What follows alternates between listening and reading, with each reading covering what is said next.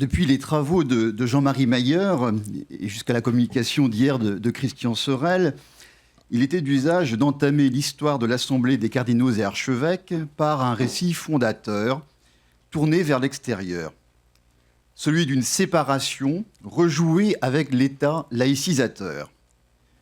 L'acte de naissance de l'épiscopat de la séparation, à savoir la construction d'une génération Pie X lors de la consécration de 14 évêques français à Saint-Pierre de Rome le 25 février 1906, était ainsi reproduit par la déclaration contre les lois de laïcité du 10 mars 1925 qui donnait vie à l'ACA. Comme tout récit fondateur, l'exposition mérite d'être déconstruite. On utilisera pour ce faire un contre-récit diariste, celui fourni par les carnets encore inédits aux archives diocésaines du Mans de Monseigneur Grant. Monseigneur Grant, un évêque de la génération Benoît XV, souvent négligé des coupes d'ensemble, qui encourage davantage à voir la déclaration comme une scène primitive intérieure, celle d'une famille moins unie contre l'État qu'en conflit contre elle-même. La plume de Georges Grant se révèle en effet utile. Ces carnets fixent 3 scènes autour de la déclaration. La première est une scène de découverte. Comme l'ensemble des évêques diocésains, et comme nous l'a rappelé Christian Sorel comme Rome, l'évêque découvre la déclaration des archevêques en ouvrant son journal le 12 mars 1925. La déclaration de l'ACA le surprend en tout point. « Il faut changer le secrétaire au bref », écrit-il. Comment en effet lire en chair cette longue succession d'épithètes ? Le fond l'étonne tout autant. Comment le nom de Tcheretti, engagé dans la négociation officielle des diocésaines, a-t-il pu laisser passer cette déclaration de principe qui dynamite sa cause et sert ses adversaires ? La deuxième scène est une scène d'explication. Monseigneur Grant se rend le surlendemain à l'archevêché de Paris, sur les lieux encore fumants de l'ACA, chez son protecteur et confident, le cardinal Dubois, de tendance transigeante, pour y trouver son récit de la séance. C'est le père Janvier qui a rédigé la déclaration et qui l'a lue à l'Assemblée, l'informe Dubois. Celle-ci s'est emballée et a voté l'affichage. Plusieurs archevêques, entre autres celui d'Alger, Monseigneur Lénaud, ont désapprouvé la violence des termes, mais, dit-il, le flot a tout emporté. Le cardinal Baudrillard expliquera dans ses carnets, lui, que les archevêques ont accéléré la déclaration de façon à ne pas, et donc l'ont diffusée dans la croix, de façon à ce qu'il n'y ait pas eu un retour sur l'épreuve. La troisième scène est une scène de clôture. Le cardinal Dubois revient à la mi-avril au Mans, son diocèse d'origine, pour un temps de repos. Monseigneur Grant en profite pour reprendre le questionnement. Pourquoi avoir laissé le secrétariat et la rédaction au père Janvier ? L'évêque du Mans précise « J'ai insisté sur ce point, non seulement parce que le père a une nuance politique déclarée, et parce que religieux, il ne s'élève pas assez au-dessus des barrières de son État, mais parce qu'il est peu glorieux pour une assemblée de solliciter des lumières hors de son sein. » Cette interrogation revient également à demander pourquoi Dubois est resté silencieux pendant la session de l'ACA. Cela entraîne l'archevêque de Paris à se confier et à parler d'un véritable complot ourdi contre lui. L'ACA parisienne est la conséquence d'une scène initiale qui s'est jouée à Rome entre les principaux protagonistes à la fin de février 1925. Celle-ci vaut d'être citée en entier. Lorsque le cardinal Dubois arrive chez Pie XI, le 26 février, relate Monseigneur Grant, ce dernier lui annonce que la réunion des archevêques se fera à Tours à la demande de 5 ou 6 de ses membres, invoquant le manque de sûreté de Paris en raison de la situation politique cartéliste. Revendication récurrente, comme nous l'a montré hier Christian Sorel depuis 1923. Surprise et objection du cardinal Dubois, qui souligne que le choix de Tours, celui de son archevêque Monseigneur Nègre, au positionnement intégriste, est un affront pour lui et pour le nonce. Pie XI lui rétorque : mais il y a une lettre de vous. Dans le dossier présenté par le cardinal Delaye, j'ai reconnu votre écriture. Monseigneur Dubois lui précise qu'il a bien écrit au préfet de la congrégation consistoriale, mais sur un sujet traditionnel, la provision d'un diocèse, celui en l'occurrence de Blois. De retour au séminaire français, l'archevêque de Paris interroge Monseigneur Chollet, secrétaire de l'ACA. Celui-ci l'informe que le cardinal Delaye a télégraphié au cardinal Luçon, président de l'ACA, pour le transfert de l'Assemblée à Tours et que Monseigneur Nègre organise tout pour l'hospitalité des archevêques. Dubois se précipite le lendemain chez le secrétaire d'État, le cardinal Gaspari, qui convainc le pape de faire machine arrière. Le secrétaire d'État se rend lui-même chez le cardinal Delaye pour télégraphier un nouvel ordre au cardinal Luçon. Comme s'il y était, Monseigneur Grant conclut, tête de l'archevêque de Cambrai, quand celui de Paris lui apprend l'écroulement de l'échafaudage. Il ajoute : on comprend que Monseigneur Chollet ait eu une heure d'allégresse en prenant à Paris même sa revanche par la publication de la déclaration des cardinaux et archevêques sur les lois de laïcité. Ce qu'il faut retenir de ce long épisode, c'est que l'activisme intransigeant de la majorité hiérarchique provinciale, symbolisé par sa déclaration dénoncée par le pape et par Gaspari, engagé dans la politique de ralliement, et qui tiennent le cardinal Luçon pour directement responsable, cette position va devenir durant toute la moitié des années 1920, et donc dès avant la condamnation de l'Action française, qui d'une certaine façon ne fait qu'accentuer les choses, la délégitimation de l'ACA est le signe de sa léthargie. Monseigneur Nègre, archevêque de Tours, est donc bien l'archevêque qu'il faut suivre, tant il incarne cette marginalisation de l'ACA. En 1926, il reste encore un archevêque triomphant de l'intransigeantisme lorsqu'il intervient en pleine séance de l'ACA contre, je cite, la peste du laïcisme dans l'exacte ligne de la déclaration de 1925. En 1927, devant l'ACA, il paraît encore comme le grand leader du camp conservateur lorsqu'il lui présente un rapport politico-religieux allant dans le même sens.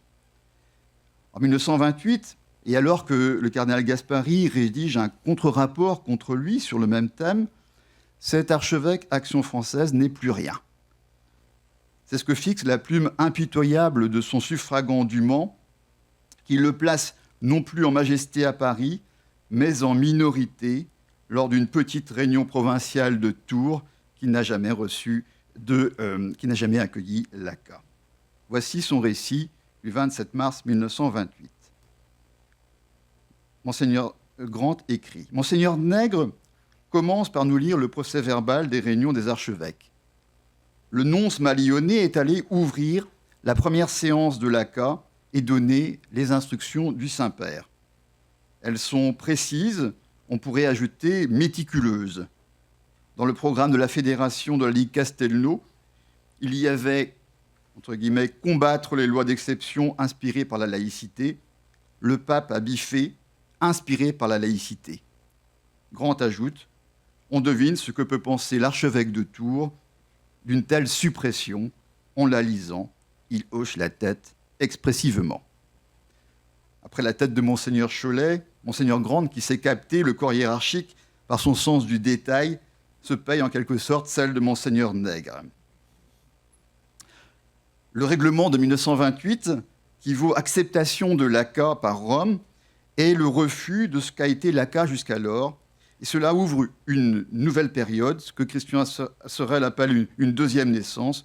On peut peut-être se demander s'il ne s'agit pas véritablement de la naissance de l'ACA. Deuxième période, les années médianes, dans mon propos. En mars 1936, le recteur de l'Institut catholique de Paris, Alfred Baudrillard, participe au titre de cardinal à sa première session de l'ACA. Ces fameux carnets sont précieux pour saisir l'évolution de sa représentation de l'Assemblée. Carnet très critique durant la décennie précédente et qui évolue durant les années 30. Alors qu'en 1925, au moment de la déclaration évoquée, il décrivait Monseigneur Cholet, je cite, comme un cuistre de séminaire, un professeur de théologie de province à la mauvaise place nationale comme secrétaire de l'ACA, voici qu'il décrit en 1936 l'archevêque de Cambrai comme un chef de gare compétent, secondé dans ses rapports précis par un Stanislas Courbe omniprésent. L'ACA n'est plus l'institution qui perd son temps dans l'opposition stérile entre Dubois, avide de dénonciation à Rome, et les conservateurs qui le bloquent. C'est devenu véritablement une machine en ordre de marche et d'action. À ce premier niveau d'écriture succède bien entendu chez Baudrillard un second niveau conflictuel qui tient au programme de cette séance de l'ACA. Celui-ci traite en effet de la question de l'appartenance de la jeunesse catholique aux ligues, thème qui, à l'instar du pacifisme, clive la hiérarchie française. Le cardinal Baudrillard feint dans son récit diariste de découvrir la position, pourtant établie depuis le début des années 1930, d'une nouvelle génération hiérarchique nommée après la condamnation de l'Action française et qu'il brocarde habituellement dans ses carnets. Ces archevêques de Pie XI, à l'exemple de Monseigneur Béguin, archevêque d'Auch, ou de Monseigneur Roch, archevêque d'Aix, sont ici qualifiés de lâcheurs pour leur hostilité au nationalisme. Mais plutôt que de continuer d'attaquer frontalement en s'intéressant aux sessions, Monseigneur Baudrillard s'en écarte pour s'intéresser aux coulisses de l'Assemblée et en particulier aux scènes de réception qui lui succèdent. Pour dénoncer l'ère du temps action catholique et ouvriériste, le diariste repère deux ouvrières jossistes, je cite, fort mal habillées. Leur modestie lui paraît représenter la mesquinerie de l'Église hiérarchique du temps, mettant à l'honneur la faiblesse féminine, également visible dans les Légions de Marie, alors que la hiérarchie suspecte la virilité des forces vives des ligues et autres croix de feu. C'est fort logiquement que la vague Baudrillard, si je peux dire, emporte avec elle dans la critique ce qu'il nomme les deux fameux syndicalistes de l'épiscopat, à savoir les cardinaux Liénard ou Gerlier, ou encore, en 1939, le personnage, Émile Guéry, puisqu'il n'est pas encore évêque, dont elle s'est entichée, car elle lui paraît incarner l'esprit d'action catholique du catholicisme français. Et enfin, le personnage qui me semble le plus brocardé, car l'opposition est assez profonde, le personnage que le cardinal Baudrillard critique fondamentalement est bien le cardinal Verdier, dont pour lui l'opportunisme autoritaire et l'optimisme superficiel, il désigne son démocratisme, est fortement brocardé, en particulier lors de la dernière session de l'ACA en temps de paix, il décrit un Verdier noyautant l'Assemblée et la contraignant à un télégramme testamentaire de félicitations et de dévouement au président du Conseil, Édouard Daladier. Le cardinal Baudrillard est donc, dès avant l'occupation, aux marges de l'Assemblée. Sa dérive collaborationniste parisienne renforce son impossibilité diariste à écrire, sinon pour le dénoncer ou se plaindre de son isolement, la scène commune et collective du Naka, par ailleurs démembrée, cloisonnée et fortement contrainte. C'est en 1943, après sa disparition et la reconstitution de l'Assemblée jusqu'alors séparée par la ligne de démarcation, que l'on peut tenter de la retrouver. Les carnets de Monseigneur Grant nous aident pour cela. Alors que le cardinal Suard, archevêque de Paris depuis 1940, le bloque pour entrer à l'ACA, lui qui, comme il a été rappelé hier, peut prétendre en être en raison de sa promotion d'archevêque à titre personnel par Pie XII, il lui ouvre par compensation les confidences, Monseigneur Suard lui ouvre par compensation ses confidences sur l'Assemblée. Confidences d'autant plus facilement données que Monseigneur Suard ignore que celui-ci tient un journal et que Monseigneur Grant sait très fortement gagner la confidence. En cause, la déclaration publique que la hiérarchie catholique compte diffuser à Rapac sur la situation présente. L'acte, qui est la première décision de l'ACA réunifiée depuis 1940, a été décidé lors de la session de janvier 1943. Or, cette déclaration pose problème dans le contexte de mise en place du STO. Vichy la freine. Pétain et surtout Laval, qui souhaitent s'inviter à l'ACA d'avril, sont très méfiants devant la possible réaction de cette possible déclaration. Les archevêques se divisent. Les évêques sont mécontents. Rome va jusqu'à s'inquiéter en trouvant trop agitées les réunions des archevêques. Cela place le cardinal Suard en position difficile. J'ai passé une quinzaine de Pâques bien ennuyeuses. Il dit même embêtante, rapporte Grant dans ses carnets. D'une déclaration collective de l'ACA, le texte devient en fait une déclaration cardinaliste, loyaliste, médiane et édulcorée, que les évêques ont même liberté de ne pas prononcer. Cela a une conséquence importante. Plusieurs d'entre eux interviennent personnellement par des déclarations tapageuses d'obéissance au STO qui frappent leur opinion diocésaine et comptent dans le déclassement épiscopal de la Libération. Mais surtout, plusieurs évêques en tiennent directement rigueur à l'archevêque de Paris en le désignant comme le grand responsable de la situation de l'Église de France à la Libération. Ils exonèrent ainsi le cardinal Liénard. C'est le cas, par exemple, de l'évêque de Laval, Monseigneur Richaud, familier de l'archevêché de Paris, et qui réagit peu après la première ACA de 1945. 20 mars 1945, rapporte Monseigneur Grant. Monseigneur Richaud brocarde le cardinal Suard en racontant que c'est lui qui a édulcoré la première protestation des cardinaux et archevêques. L'effet en eût pourtant été considérable si nous l'avions tous lu le jour de Pâques dans nos cathédrales et aujourd'hui nous en bénéficierions. Sous-entendu, comme l'épiscopat belge et hollandais. D'autres lettres de carême, évidemment, celle du prophétisme missionnaire, effacent ou plutôt renversent cette déconsidération de Suard, particulièrement au moment de sa disparition en 1949, interdisant toute mention de scènes de conflits internes dans les carnets Grant. Mais ce n'est pas tellement une affaire d'ACA.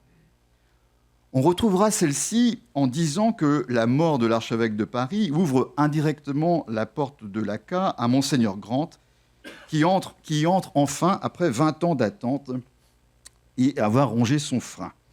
Ouvrons donc la porte avec lui. Les scènes finales. Ces carnets ouvrent cette décennie fortement conflictuelle sur une scène interne de conflit qui contraste avec l'atmosphère policée de l'Assemblée. Henri Chapouly, secrétaire de l'épiscopat, qui se montre désagréable envers son successeur Jean Villot, se voit refuser par le cardinal Liénard de prendre congé de l'ACA lors de la session de l'automne 1950, au moment même où Monseigneur Grant est, lui, courtoisement accueilli. Le diariste, Georges Grant prend non seulement la place du secrétaire, mais il se voit également confronté dans sa fonction de témoignage pour la postérité, puisqu'il révèle ce que le compte-rendu cache. Il écrit en effet « Le procès-verbal, s'il est exact en ce qu'il relate, est inexact pour ce qu'il tait. Il ne fait pas revivre les séances et supprime beaucoup d'incidents et de mouvements divers qui eussent intéressé les évêques et montré que nous ne sommes pas une classe d'élèves sages qui écoutent passivement les rapports. » Monseigneur Grant va donc s'attacher, dans son écrit personnel, à dévoiler ce qui est tu, comme lors de cette crise majeure de 1954. J'ai un peu avancé. 10 mars. Je noterai seulement que ceux des prêtres ouvriers qui se soumettent ont désiré avoir une entrevue avec 2 évêques qui s'uniraient pour les recevoir à son éminence, le cardinal Feltin. Comme Monseigneur Guéry, archevêque de Cambrai, est spécialement chargé des questions ouvrières au nom de l'épiscopat, lui-même et plusieurs d'entre nous ont exprimé le désir qu'il assiste à l'entretien. Mais Monseigneur de Baselaire, archevêque de Chambéry, dit crûment « Ils ne veulent pas de vous ». Ce qui nous parut choquant, écrit Grant, et nous porta unanimement à exiger la présence de Monseigneur Guéry. La parole transgressive de Monseigneur de Baselaire, que le cardinal Grant s'empresse de noter, révèle les mécanismes du groupe qui, autour du consensus d'autorité, retrouve son unité à l'issue du débat de crise. Les modalités du corps hiérarchique, de réaction du corps hiérarchique, sont rappelées de la même façon en 1956. 17-18 octobre. Réunion des cardinaux et archevêques. Elle a suscité dans la presse plus d'attention que les précédentes, à cause de la crise de la CJF. D'après les titres sonores des journaux, la hiérarchie serait divisée et embarrassée. Que c'est mal nous connaître. Les déclarations tranchantes ne sont pas notre habitude. A priori, on trouvera une solution nègre-blanc dans le genre de celle de la conférence de Suez. Qu'est-ce donc qui prime au final ? La succession des condamnations qui caractérise l'activisme de l'ACA des années 1950 ou bien cette répétition du compromis qui efface l'institution dans ce qui est attendu d'elle en ne créant plus ni attente ni véritable réaction. On y répondra non par l'analyse de ces nombreuses déclarations des années 50, mais si vous me permettez, par une scène décalée de sociabilité épiscopale. 14 octobre 1954.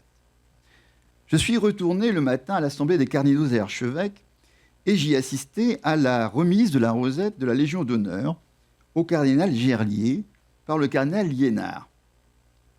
Les allocutions des cardinaux furent banales, mais on nous épargna leur réédition quand il fallut plus tard recommencer la cérémonie parce que le photographe avait manqué le rendez-vous. La conclusion vaut accolade historique truquée. Au soir de l'ACA d'avant-concile, au soir de cette ACA vieillissante et des princes de l'Église septuagénaires, voire octogénaires, ceux-ci sont condamnés à rejouer des scènes de représentation comme dans une sorte de comédie du pouvoir. Ces anciens combattants, finalement, n'arrêtent pas de se remettre des médailles depuis leur jeunesse et d'enchaîner toast et jubilé.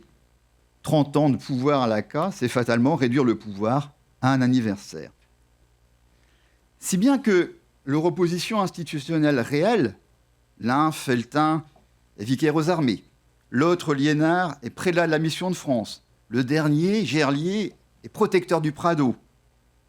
Position qui paraît tranchée au moment de la guerre d'Algérie, en effet, et qui s'exprime lors de sessions houleuses, comme celle du 5 mars 1958. Cette opposition me semble surjouée et se délite dans la bonne entente entre camarades avant la déclaration finale édulcorée. En conclusion, je dirais qu'il faut repérer et donner de l'importance à la construction scénique, voire scénographique des diaristes, qui peut paraître à tort, à mon avis, anecdotique. Le cardinal Baudrillard a en effet cette phrase lors d'une session de l'ACA. L'ACA est selon lui devenu, je cite, un cinéma universel. Après avoir relevé la technicité de l'ordre du jour, il va donc parfois préférer des scènes de coulisses et de réception. Il y a chez lui une séparation entre ce qui révèle du compte-rendu d'un agenda mémorialiste pour l'histoire et l'écriture, et d'un autre côté, l'œil qui saisit la scène et s'en sert comme d'un théâtre. Le cardinal Grant nous le fait également saisir. À un moment des carnets, il se demande si l'autorité incarnée de chaque archevêque dans son diocèse ne se dilue pas dans cette structure qui choisit l'acronyme pour se représenter. Il me semble que sa réponse, plus encore d'ailleurs chez lui que chez Baudrillard, a été précisément d'entrer en conflit avec l'acronyme en le littérarisant par l'écriture scénique. À ce titre, on pourrait avancer l'idée qu'il réagit à la fois en académicien, mais aussi en académicien, dans son trait d'union entre l'écriture de l'ACA et l'écriture scénique.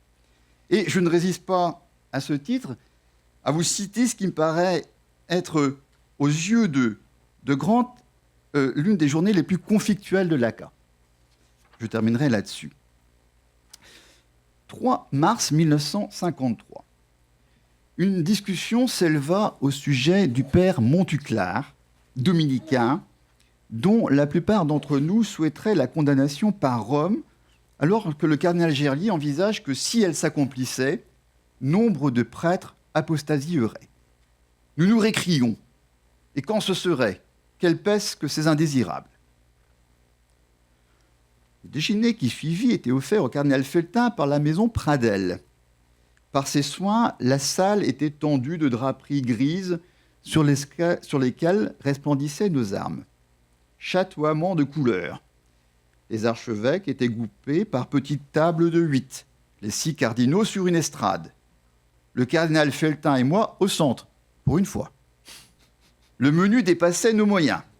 On servit du champagne en des Jéroboam que la plupart des convives ne connaissaient pas.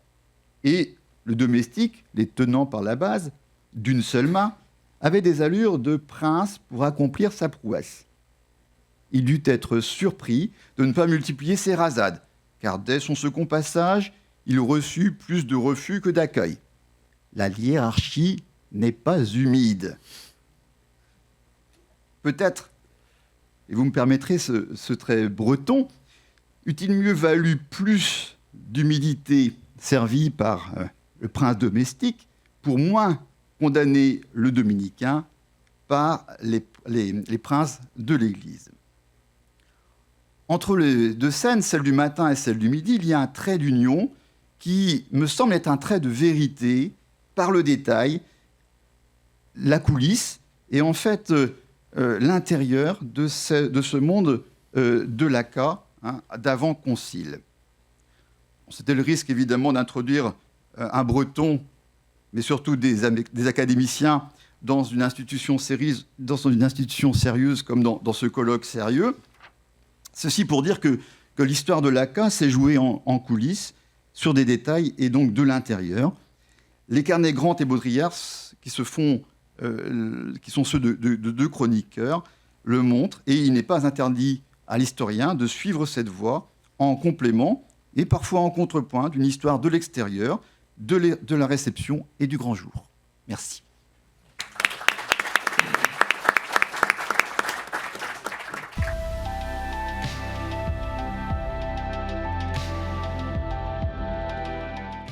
Au-delà des enjeux bien établis que furent la traduction du latin, l'usage des langues vernaculaires, l'adoption du nouvel ordre domicé en 1969, au-delà également des questions éclaircies hier encore au sujet de la messe à l'envers par Monseigneur de Germigny, il importe, à mon sens, de souligner que la liturgie introduite la réforme de la liturgie introduite par la Constitution conciliaire Sacrosanctum Concilium en décembre 1963 portait en soi, avant tout peut-être, une réforme de la gouvernance ecclésiale en matière liturgique. La réforme conciliaire impliquait en effet la désignation, la création, la refondation de ses propres instances de mise en place et de régulation. Pour la France, si l'on tente de dresser l'organigramme de la réforme, alors mon schéma est peu lisible, mais je vais le commenter oralement. Donc pour la France, si l'on tente de dresser l'organigramme de la réforme, il apparaît ainsi une colonne vertébrale, qui est la chaîne de légitimation de mise en place. Il faudrait analyser chacun de ces rouages, le pape tout d'abord, puisque, je cite un document de 1964, « Les difficultés qui se présentent pour la confirmation des actes des épiscopats par le concilium seront directement portées au Saint-Père, souverain en son domaine. » Mais ensuite, le concilium, donc sur le schéma, c'est le fameux concilium ad et sequendam constitutionem de sacra liturgia, donc qui est mis en place aussitôt après la publication de Sacrosanctum Concilium, mais également la congrégation des rites, pour le culte divin, puisque les documents des épiscopats nationaux lui sont soumis, la conférence des évêques de France, la commission épiscopale liturgique, le fameux Centre national de pastoral liturgique, le CNPL, mais également encore les diverses commissions nommées ad hoc par le CNPL avec l'aval de la commission de liturgie, mais encore donc toutes les communautés en charge des expérimentations. C'est un millefeuille de la réforme, et je crois que si on n'entre pas dans ce millefeuille, on ne comprend rien précisément à la réforme de la liturgie. D'autant, pour complexifier l'ensemble, qu'il existe des phénomènes de contournement, des phénomènes de court-circuit. Le pape sollicite ainsi parfois, par exemple, l'avis d'un évêque ou d'un laïc en particulier. Les intellectuels et les hommes de lettres, clercs ou laïcs, Henri de Lubac, Maritain, Bouillet, Carmignac, Feuillet, etc., sont ponctuellement sollicités en privé. Ils interviennent également dans les débats publics. Tel théologien sollicite un évêque, tel évêque interroge directement le secrétaire d'État, tel homme de lettres prend l'initiative, la liberté d'écrire au pape, tel autre prévient l'un de ses amis cardinaux à Rome, telle commission, etc. Les relations amicales ou simplement personnelles dépassent et contournent la verticalité structurelle, et je crois que ça rejoint l'un des points soulignés par Monseigneur Defoy ce matin. La mise à l'épreuve immédiate de la réforme liturgique est donc subie par une gouvernance à peine constituée. En d'autres termes, la réception critique de la réforme est aussi une épreuve critique du nouveau mode de gouvernance et de l'ecclésiologie qui la sous-tend.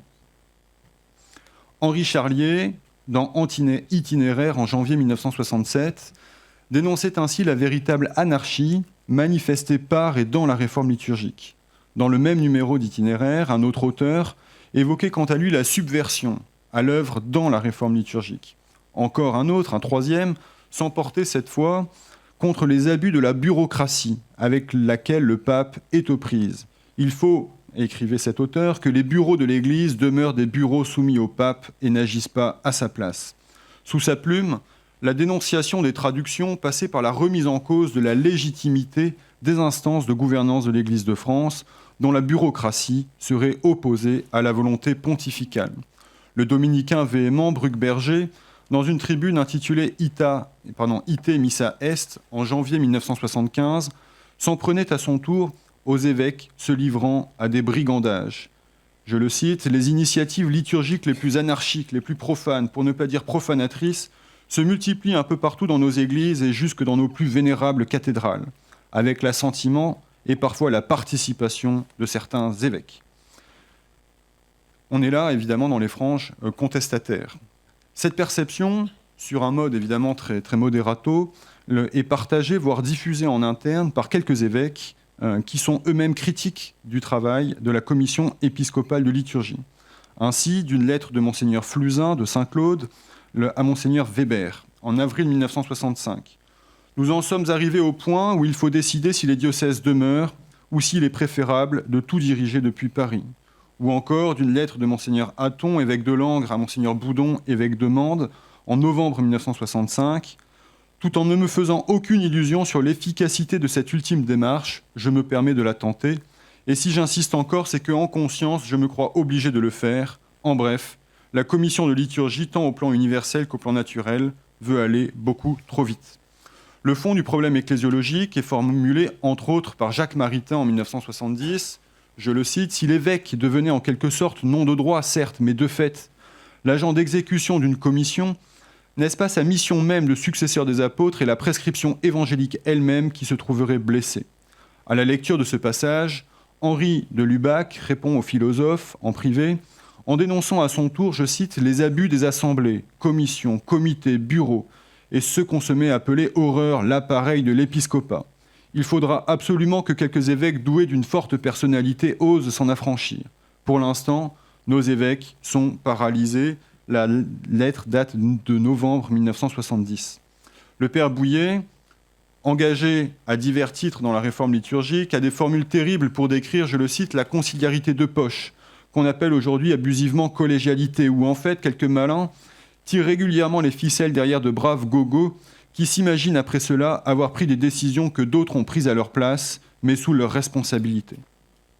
En octobre 1976, quelques mois à peine après l'affaire Monseigneur Lefebvre, c'est en première page de la jeune revue Présent que Bernard Anthony publie une adresse intitulée « Le vent tourne, attention mes seigneurs ». Le texte est une véhémente interpellation des évêques de France. Je le cite, « Et maintenant, vous, monseigneur, et peut-être n'êtes-vous pas le seul qui n'avez encore rien dit, mais qui pourtant nous donnez raison, vous qui êtes si mal à l'aise dans cette collégialité de la lâcheté que vous n'osez pas rompre, allons, un peu de courage, comme vous le savez, le vent tourne, etc. etc. » Il n'est pas sans importance, j'espère que vous me le concéderez à la lecture de ces témoignages, d'essayer de comprendre, d'essayer d'examiner pour la France les réponses apportées par les cardinaux et archevêques à la crise liturgique. Quels sont donc les rapports de la commission épiscopale de liturgie avec l'Assemblée des cardinaux et archevêques, puis avec les assemblées plénières et la conférence des évêques de France? Comment les évêques, archevêques et cardinaux qui ne sont pas membres de la commission de liturgie sont-ils eux aussi sollicités, invités à participer à la mise en place de la réforme? Parmi les cardinaux et archevêques français, quelles sont les figures fortes qui marquent de leur empreinte la réforme liturgique? Voilà un petit peu l'horizon de questions que je voulais explorer. C'est quasiment 10 minutes, un tiers de mon temps. Je ne brosserai donc que quelques réponses, en signalant tout de même qu'aux archives du CNAF, c'est 230 mètres linéaires d'archives qui concernent la réforme liturgique. Autant vous dire qu'il est impossible d'en faire le tour, ni pour un homme seul, ni même pour une petite équipe dans un temps limité. Et je ne donnerai vraiment qu'un aperçu de quelques sujets, proposant un tableau assez épais encore et ne fixant donc mon attention que sur quelques éléments, sur quelques tournants. Mon attention, je voudrais vraiment la porter sur ce nœud entre la conférence des évêques de France et la commission épiscopale de liturgie. Finalement, comment le lien se fait. Et j'avance plus rapidement dans mon propos, précisément sur la commission épiscopale de liturgie avant le concile 1951-1964. C'est en avril 1951, lors de l'assemblée plénière des évêques qui se tient à Paris, sous la présidence du cardinal Liénard, sur le rapport du cardinal Feltin, et dans la ligne du rapport de Monseigneur Guéry au sujet de la pastorale des sacrements, qui est adoptée la création d'une commission épiscopale liturgique. Pour être exact, le compte-rendu de l'assemblée plénière ne mentionne pas encore la création de la commission de pastorale et liturgie. Il faut encore attendre un semestre, puisque la première réunion de ladite commission n'a lieu que le 2 octobre 1951, sous la présidence de Monseigneur Joseph-Marie Martin, archevêque de Rouen, qui en conserve la direction jusqu'en 1964. Je passe relativement rapidement sur le travail de cette commission. Je vais simplement donner des exemples de ses travaux et de son calendrier, pour le dire franchement, très 4e République et assez peu chargé, au sens où, pendant 15 ans, le principal travail de cette commission épiscopale de liturgie va être de publier ce directoire pour la pastorale des sacrements, publié en 1956. Il aura fallu 5 ans pour publier le texte de Monseigneur Guéry donné en 1951. 1956, c'est le fameux document évoqué par Monseigneur de Germigny sur la pastorale de la messe à l'usage des diocèses de France, un directoire où l'on voit sur la couverture cette messe à l'envers, donc qui est officialisée en quelque sorte, mais il existait déjà des éléments depuis 1945, il y avait eu des autorisations partielles. Concrètement, pendant 15 ans, cette commission épiscopale de liturgie publie des directoires, cherche à encadrer un certain nombre d'initiatives liturgiques. Il y a un intéressant dossier en 1954 sur ce point-là. Donc on cherche, sur le mode de ce que décrivait Philippe Portier hier, à normer la question liturgique et à encadrer finalement un certain nombre d'initiatives qui pourraient surgir. Le grand travail de cette commission, c'est la publication en 1960 du premier lectionnaire latin-français. 5 ans pour faire parvenir ce document. On trouve dans les comptes rendus de l'ACA des éléments tous les ans sur l'avancée du travail. Le ROM est ravi de la publication de ce document et on trouve dans les archives toutes les autorisations, tous les remerciements, tous les feux verts donnés par toutes les autorités. Et ce lectionnaire est évidemment quelque chose de très important. Du point de vue de la gouvernance ecclésiale, on sent une forme de précipitation à partir de 1963, avec la publication de Sacrosanctum Concilium, puisque la commission de liturgie commence à prendre la mesure de tous les changements qui vont être impliqués pour les mois qui viennent. La commission va tenter de préparer le travail et de prévenir par avance un certain nombre de débordements. Voilà un document qui date de mars 1963, donc on est au milieu, au commencement du concile. Quel que soit l'ensemble des décisions du concile en matière de liturgie, il semble acquis d'ores et déjà qu'il y aura un élargissement de l'emploi de la langue vulgaire et la reconnaissance d'une plus grande autorité des assemblées épiscopales en la matière. Il semble donc prudent de ne pas attendre la fin du concile pour préparer la traduction de certains textes qui vraisemblablement ne seront pas changés, par exemple les textes des communs. Dans ce nouveau travail, on s'inspirera des principes directeurs de la première édition du lectionnaire et tout d'abord du principe de l'exactitude et de la fidélité au texte inspiré. La responsabilité des traductions sera probablement laissée aux ordinaires ou aux assemblées épiscopales. Toute anticipation de la réforme serait imprudente et injustifiée. On est là donc au printemps 1963. La publication de la Constitution sur la Sainte Liturgie, suivie du motu proprio Sacram Liturgiam, donc en janvier 1964, va bouleverser les institutions existantes et les habitudes de travail du Centre de pastorat liturgique et de la Commission épiscopale de liturgie. Le rôle de la Commission épiscopale va se développer. Il devient absolument fondamental. En amont des traductions, la Commission doit obtenir de l'Assemblée plénière l'autorisation de lancer tel ou tel chantier. Une fois l'autorisation obtenue, la Commission se réunit pour fixer le cahier des charges du comité des traducteurs qu'elle nomme.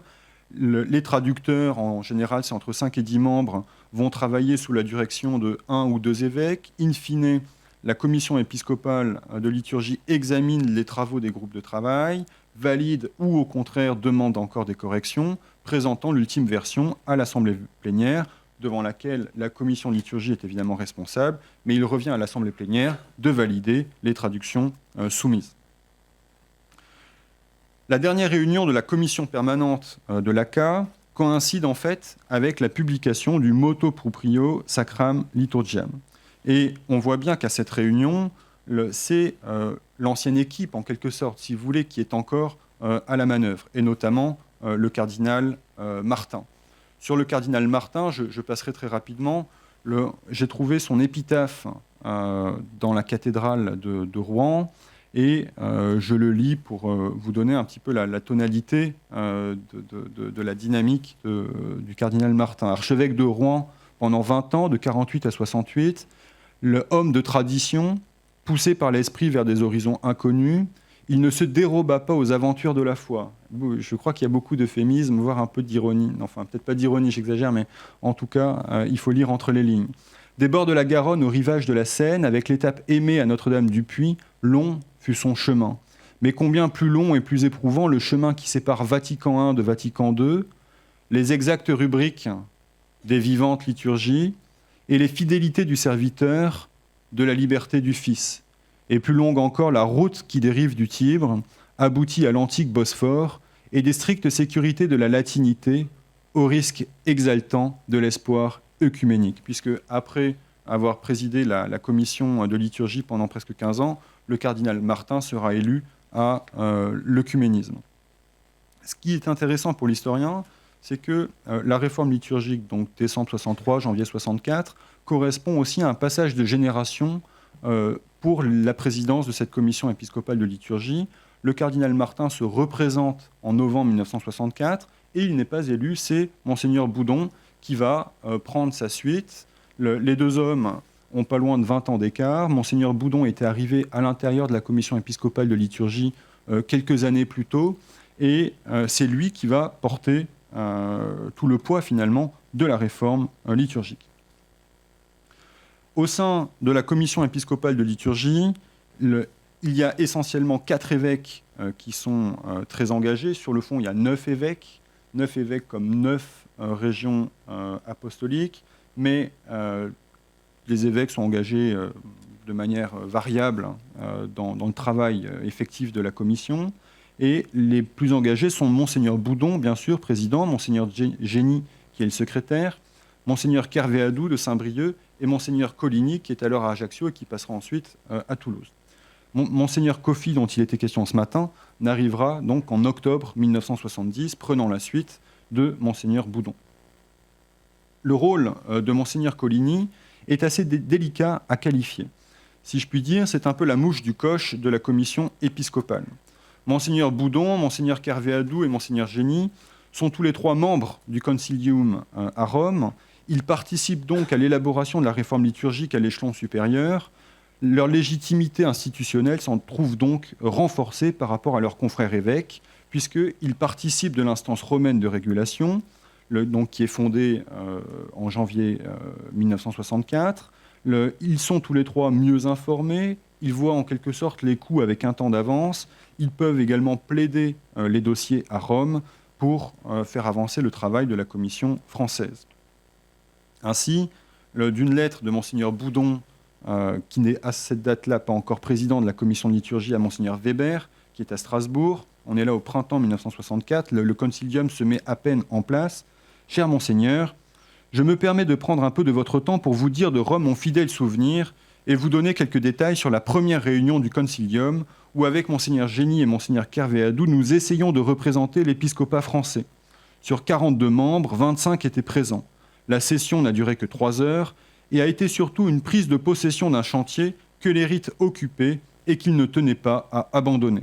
Lecture a été donnée d'une lettre de la secrétaire d'État précisant les attributions de cet organisme à qui est dévolu tout ce qui concerne la réforme liturgique, son application, la révision des livres et la confirmation des actes des épiscopats. Les difficultés qui se présenteront seront portées au Saint-Père, etc.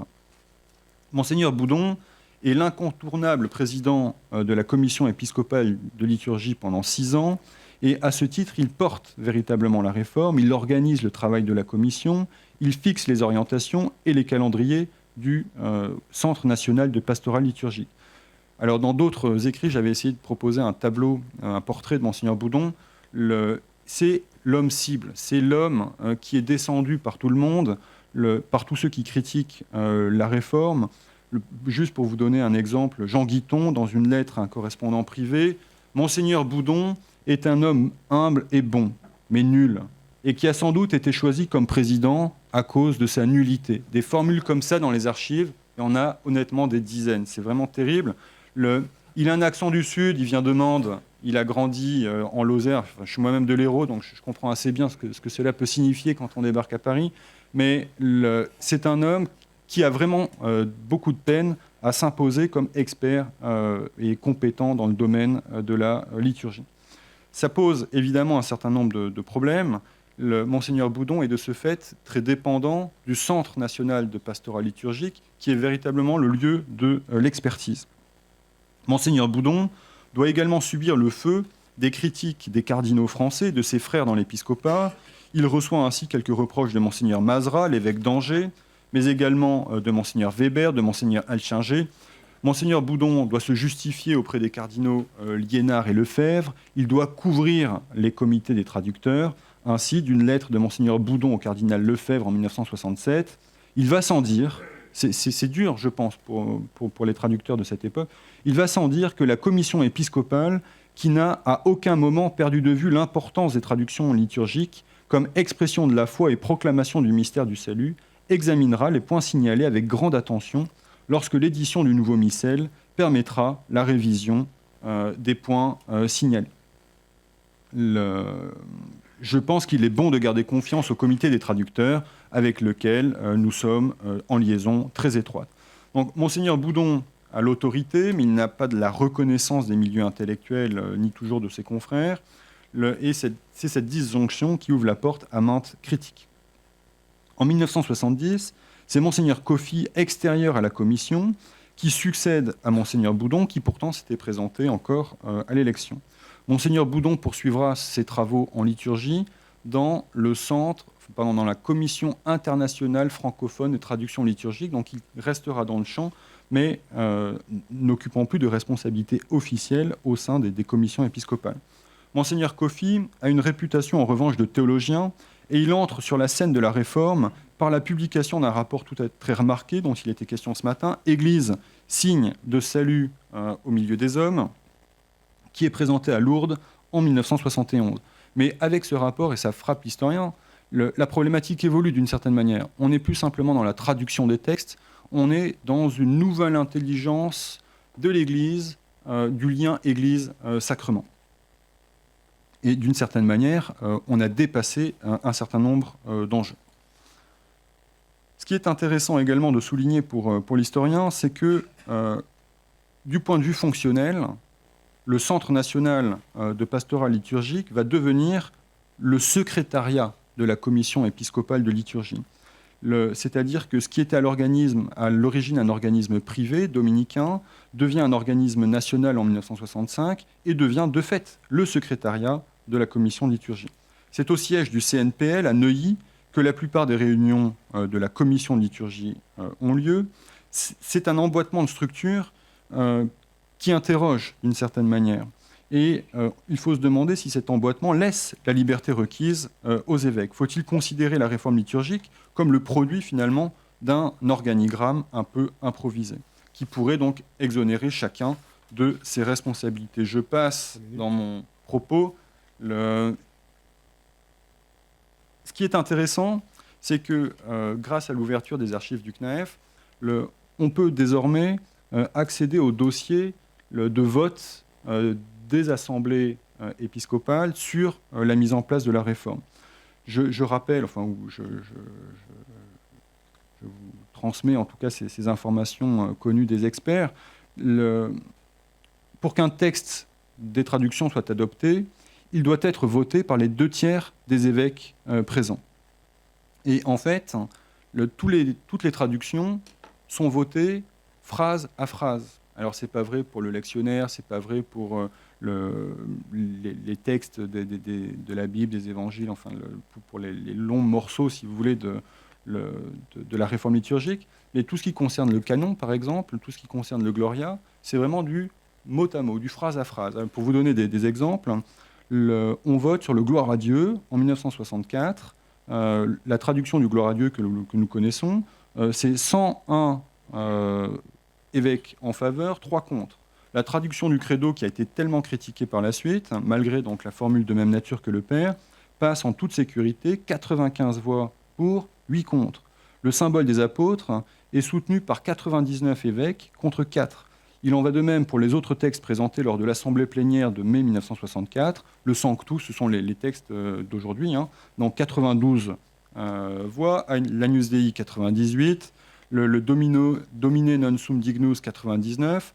Les points les plus contestés concernent la traduction du pater et l'adoption du tutoiement dans la traduction du pater. 42 évêques sont en faveur en 1964, alors que 67 évêques sont en faveur du vouvoiement pour le Notre Père, avec parfois quelques votes paradoxaux, puisque lors de la même assemblée plénière, 78 évêques s'étaient prononcés pour le tutoiement à la messe, pater exclu. Alors, tutoiement adopté, vouvoiement maintenu. On est là dans des moments un petit peu de transition et tout sera un petit peu réaménagé dans les années suivantes, à partir de 1966, avec l'adoption du Notre Père œcuménique. Les évêques sont naturellement très libres de s'exprimer à chaque moment, si vous voulez, de la préparation des traductions. Avant les assemblées plénières, pendant les assemblées plénières, et depuis l'ouverture des archives, on a accès à tous ces documents, à tous les verbatims des assemblées qui permettent de mesurer que, au fond, la liberté et les échanges sont très libres et très francs, parfois très, très, très incisifs. Parmi les figures critiques, Monseigneur Coligny, qui revient systématiquement sur le dos des traducteurs, non seulement en tant que membre de la commission de liturgie, mais également, parfois, il a tellement le sentiment de les harceler qu'il reprend son simple rôle d'évêque, si vous voulez, sortant de la commission de liturgie et se remettant dans le rang. Et ça permet toujours d'améliorer les traductions. Conclusion. Pour l'historien, il apparaît de manière très nette un tournant pour la gouvernance de la réforme liturgique autour de 1965. Un deuxième tournant pour la gouvernance serait à creuser à partir de 1976. Je n'ai pas développé ce point, mais pour l'affaire Lefebvre, c'est vraiment une prise de conscience dans l'épiscopat que quelque chose a été mal pensé. Juste pour vous donner quelques éléments tout de même, certains évêques en 1976 soulignent les abus, soulignent les hiérarchies parallèles qui se sont constituées avec des états-majors tout-puissants. Le CNPL, ce sont les évêques qui parlent, le CNPL a favorisé l'indiscipline, il est orienté, il y a eu des fantaisies, des divagations, des prières eucharistiques sauvages, des évêques célébrant sans vêtements liturgiques, des prières eucharistiques marquées d'un esprit partisan, des absolutions collectives données trop facilement, etc. On a fermé les yeux, on a gardé le silence, nous avons commis des péchés d'omission et d'aveuglement. Donc les débats en 1976 sont assez tranchés. La succession de Monseigneur Kofi en 1976 est assez compliquée. Il faut 3 tours de scrutin pour que Monseigneur Adrien Gand, évêque de Lille, soit élu. Il n'était pas parmi les favoris du scrutin au premier tour. Et cependant, quand on regarde cet ensemble des archives, et pour répondre quand même à quelques-unes des questions posées en introduction, il ne me semble pas juste, au rebours de ce que Henri de Lubac écrivait, de dire que l'épiscopat a été paralysé. C'est la loi du vote lors des assemblées plénières qui tranche, avec tout ce que cela signifie en termes de gouvernance ecclésiale et d'amoindrissement du rôle singulier de chaque évêque. De l'intérieur même des assemblées, de l'intérieur des commissions, une libre prise de parole et une critique responsable ont été rendues possibles.